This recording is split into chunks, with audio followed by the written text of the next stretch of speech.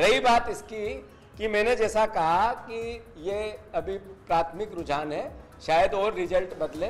जो कांग्रेस पार्टी ने 295 की बात की थी या उससे ऊपर की बात की थी, हमें अभी भी भरोसा है हम उस ओर जाएंगे। जी अब मैं बता देता हूं कि कुछ बड़ी स्टेट्स में क्या क्या हुआ है, खासतौर पर जहां पर बीजेपी को लीड मिल रही है। छत्तीसगढ़ में 11 में से 10 सीटों पे बीजेपी को लीड है। इसके अलावा उत्तराखंड में 5 में से 5, हिमाचल में 4 में से 4, दिल्ली में 7 में से 6। यहां पर एक बड़ी लीड है। प्रेम शुक्ला हमारे साथ जुड़ गए हैं, उनका रुख कर लेते हैं। प्रेम शुक्ला, क्या है आपका रिवाइज्ड नंबर? क्योंकि 400 पार की स्थिति तो भूल जाइए, अब क्या 272 पार हो रही है बीजेपी? 272 निश्चित होगी अमीश जी, निश्चित पार होगी। आदरणीय नरेंद्र मोदी जी के नेतृत्व में भारतीय जनता पार्टी अपने बूते पर बहुमत तीसरी बार निश्चित तौर पर प्राप्त करेगी और एनडीए की सीटों की संख्या भी इतनी अच्छी रहेगी कि भारतीय जनता पार्टी के नेतृत्व में 5 वर्षों तक एक स्थिर सरकार और जो है जनता के हितों के लिए कल्याणकारी निर्णय लेने वाली सरकार निश्चित तौर पर स्थापित होगी। अच्छा, लेकिन एक बात बताइए शुक्ला जी, ये उत्तर प्रदेश में क्या खेल हो गया? अंतिम परिणाम आने तक इसका विश्लेषण करना रूबिका जी जल्दबाजी होगी, क्योंकि उत्तर प्रदेश में क्लोज फाइट है। बहुत सारी सीटें ऐसी हम देख रहे हैं जहां पर सुबह कुछ हो रहा था, लेकिन मैं आपको एक अपडेट दे देता हूं। लेकिन जिन सीटों पे आप क्लोज फाइट कह रहे थे, कुछ जगह डिसाइसिव विक्ट्री की तरफ समाजवादी पार्टी आगे बढ़ गई है, यानी वहां मार्जिन बहुत अच्छे खासे हो गए हैं। तो क्या आपको लगता नहीं है एक बड़ा सेटबैक है उत्तर प्रदेश में? रूबिका ने एक बहुत अच्छा सवाल पूछा, उत्तर प्रदेश में क्या हुआ, ये तो विश्लेषण आपको करना पड़ेगा।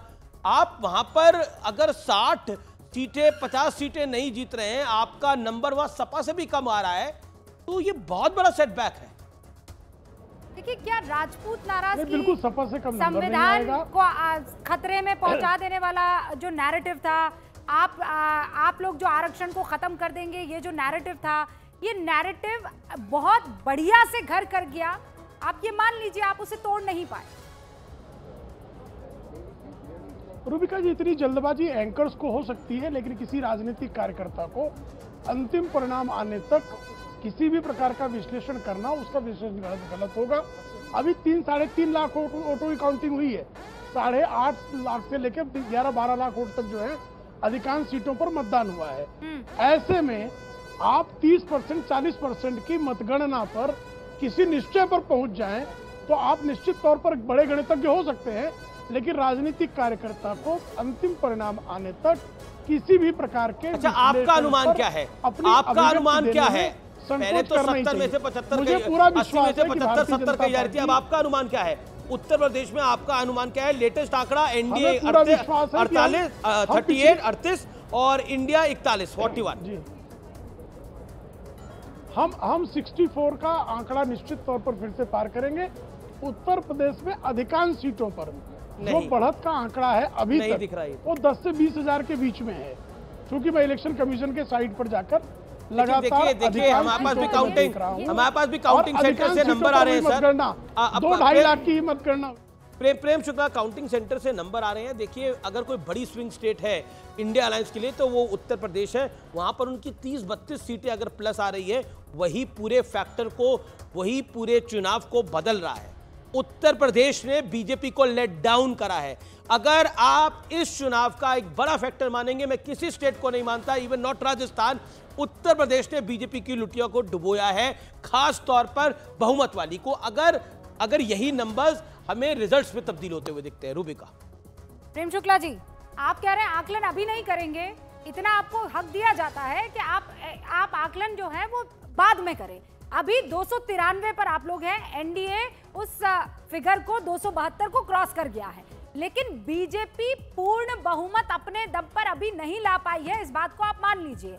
जो आकलन आपकी तरफ से हुआ था 400 पार का, वो भूल जाइए, 300 पार अभी नहीं जा रहा है और अब तो सेटल होने लगते हैं आंकड़े। 300 पार तो निश्चित जा रहे हैं, 300 पार तो निश्चित जा रहे हैं और भारतीय जनता पार्टी को पूर्ण बहुमत निश्चित तौर पर मिलेगा और लुटिया डूब जाएगी जो है, ये मुझे लगता है जल्दबाजी वाला बयान। प्रेम शुक्ला, मैं आपको रोकना चाहूंगा। पंकज भार्गव है मेरे सहयोगी जो लगातार रिजल्ट हब से लाइव बने हुए हैं। पंकज भार्गव, क्या ताजा अपडेट लेके आए हैं क्लोज कंटेस्ट वाली सीटें कुछ निकाली आपने? सबसे पहले स्मृति ईरानी बताइए क्या खबर है अमेठी से? स्मृति ईरानी लीड कर रही हैं कि ट्रेल कर रही हैं? मैं बताता हूं रूबिका, लेकिन उससे पहले जरा खबर दे दूं आपको। सालंगे सांगमा कांग्रेस पार्टी के लगभग 1 लाख वोटों से जीत हासिल की है टुरा मेघालय से। तो ये जीत आई है पहली। अभी तक लीडिंग हम बता रहे थे, लेकिन अब ये जीत आ गई है। कांग्रेस पार्टी ने जीत हासिल की है टुरा मेघालय से। सालंग ए सांगमा जो जीतने वाले कैंडिडेट है उनका नाम आ चुका है। पहला नतीजा मेघालय से कांग्रेस के खाते में जाता हुआ नजर आ रहा है। पंकज ने ये खबर दी है, ये रुझान नहीं है, ये नतीजा है ना पंकज? देखिए अब नतीजे आने शुरू हो गए हैं और मुझे लग रहा है कि जो बार बार चाहे सत्ता पक्ष चाहे विपक्ष जो बार बार कह रहे हैं कि थोड़ा इंतजार करिए, शायद उन्हें भी पता है ये नंबर 2-4 सीटों 5 सीटें ऊपर नीचे होगी, इससे ऊपर का बड़ा फर्क नहीं होता। वो देखिए अब मुझे लगता है क्योंकि 11:40 टाइम हो गया है, let's wait for more 20 minutes. I think काफी चीजें क्लियर हो जाएंगी। लेकिन एनडीए का नंबर 290-95 के बीच में घूमता हुआ इंडिया अलायंस 229 पे बहुत कम गैप है। क्लोज कंटेस्ट इसको मैं मानूंगा, लेकिन बीजेपी सिंगल लार्जेस्ट पार्टी है, सरकार बनाने का हक बीजेपी का ही होगा। 240 सीटों से ज्यादा है Bharatiya Janata party single largest party होने के नाते, लेकिन majority on its own BJP को नहीं मिली है इस बारी। लेकिन तीसरी बार अगर मैंडेट बीजेपी को अगर तीसरी बार भी सत्ता के अंदर इतनी मतलब अगर विपक्ष को इतनी कठिनाई हो रही है तो आप सोच सकते हैं कि नरेंद्र मोदी फैक्टर कितना बड़ा फैक्टर है इस देश के अंदर, इसमें कोई दो राय नहीं है। अब जो है वो सारी चीजें जो कहा जा रहा था कि अगर मान लीजिए 400 पार आता है एनडीए का आंकड़ा, तो बहुत से जो बदलाव है इस देश की दिशा और दशा जो है वही निर्धारित करेगा। अब उसमें कितना ब्रेक लगता है, वो कितना रुक जाता है, वो कितना तेजी से चलता है, ये वो सवाल है जो अब हमें उसके जवाब तलाशने शुरू करने होंगे। लेकिन पंकज से इसलिए अमीश क्योंकि कुछ और जानकारी बीजेपी का नंबर जो आपको 244 दिख रहा है, इसमें आंध्रा का बहुत बड़ा नंबर है। टीडीपी प्लस के साथ 22 आ रहा है, 22 आ रहा है, यानी टीडीपी जो है वो जेडीयू के बाद कोई बड़ी पार्टी होगी तो टीडीपी होने वाली है वो वहां पर। और मतलब, उसके अलावा पहले पर बीजेपी, फिर जेडीयू, फिर टीडीपी, है ना? जी जी जी। और उसके बाद मुझे लगता है उसके बाद शिवसेना शिंदे गुट होगा। अच्छा। 6 से 7 सीटों के साथ। हाँ। ऐसा मेरा अनुमान है, मैं कॉन्क्रीट तौर पे तो कुछ नहीं कह सकता। अभी तो वैसे भी कॉन्क्रीट कुछ भी नहीं है अमीश, और इसीलिए पंकज पहला नतीजा आ चुका है। और क्या जानकारी पंकज? ईरानी के बारे में पूछा था रूबिका, तो बता दूं अमेठी में केएल शर्मा जो है 19,270 वोट से लीड कर रहे हैं।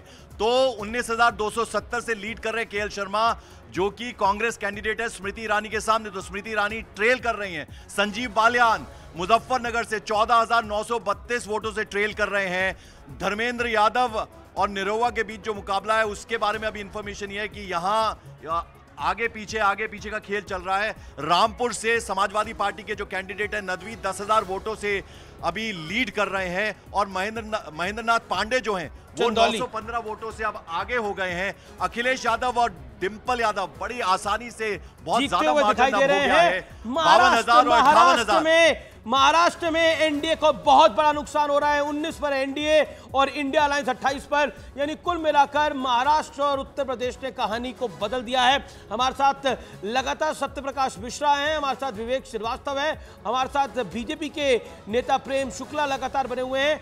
अजीज खान भी, अजीज खान जी। उत्तर प्रदेश के अंदर अजीज भाई जो इस समय माहौल दिखाई दे रहा है उसमें समाजवादी पार्टी को बढ़त है और बीजेपी का विजय रथ आपने ब्रेक लगाई है उसके ऊपर। पूर्ण रूप से नहीं रोका लेकिन ब्रेक लगा दी। देखिए अमीश भाई, उत्तर प्रदेश में जो हालात पैदा हुए हैं ये संदेश है पूरे देश के लिए। और अभी आपने बनारस का जिक्र किया कि बनारस के आसपास की जो सीटें हैं अब उनको देखें आप, चाहे आप घोसी को देख लें, चाहे वो गाजीपुर को देखें, किस तरह वहां पे स्थिति बदल गई है।